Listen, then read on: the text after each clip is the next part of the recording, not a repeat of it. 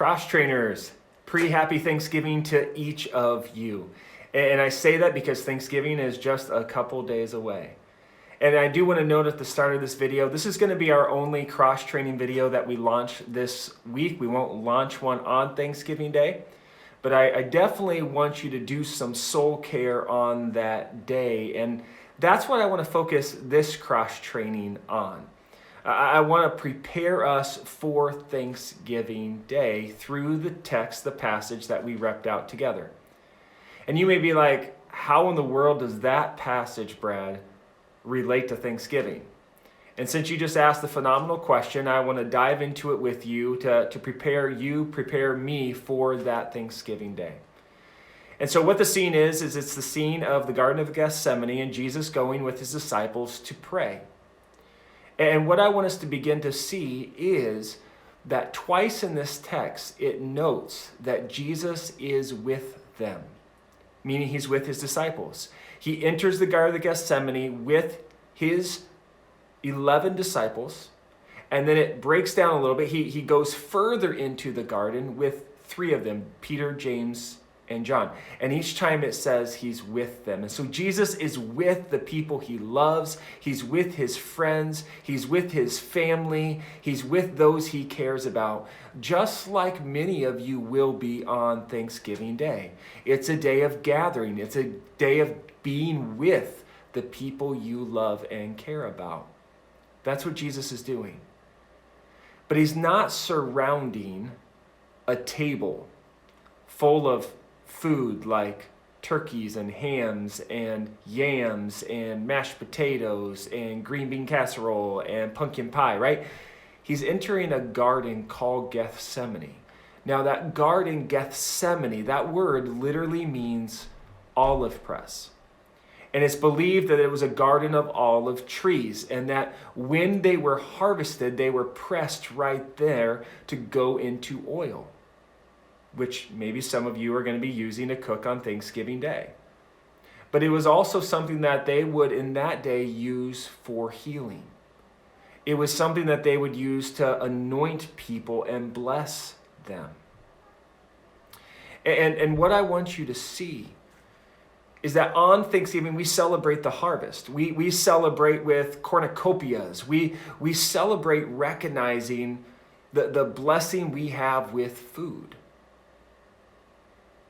And the garden is a place of harvest.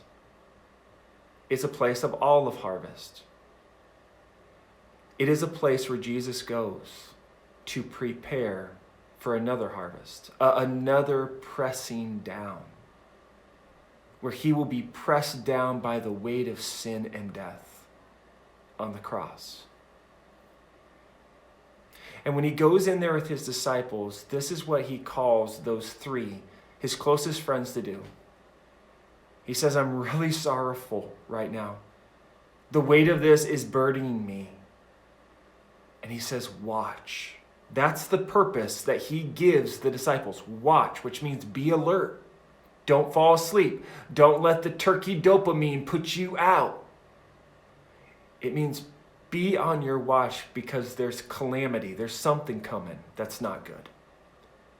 And we know that that was the arrest that would lead to his death. What I want us to see is this Thanksgiving, I think our purpose as disciples of Jesus is to watch, is to be alert. It's not to fall asleep, even though you may take a nap, that's cool. It means this, as a disciple of Jesus, watching, not necessarily for calamity, although we all know it's present, and Jesus never promised we'd be free of it. In fact, he said, in this world there will be trouble, but take heart, I've overcome the world. And so some of you may be gathering and recognizing that calamity, where there's a family member that's missing this year at Thanksgiving because of death. Or maybe the feast is missing because you're strapped a little tighter financially because of COVID. Or the restrictions of COVID here in Iowa of prohibiting gatherings of 15 more people, maybe that's just hard on you. Maybe you're quarantined. There's calamity. And I think as Jesus, as ones who know the one who died but rose again, we are to watch now for his salvation. He was pressed for our salvation. We're to watch for the healing he gives. He was pressed to give us healing. We're to watch for the blessing he gives. He was pressed so we would be blessed. Not meaning life would be perfect. Not meaning it would be problem-free. But meaning he would be with us. That's the blessing. That's what brings healing. He's our salvation. And so today on this Thanksgiving, I invite you, I challenge you to watch as disciples of Jesus. Watch for how Jesus is with you today. How he's revealing that to you today.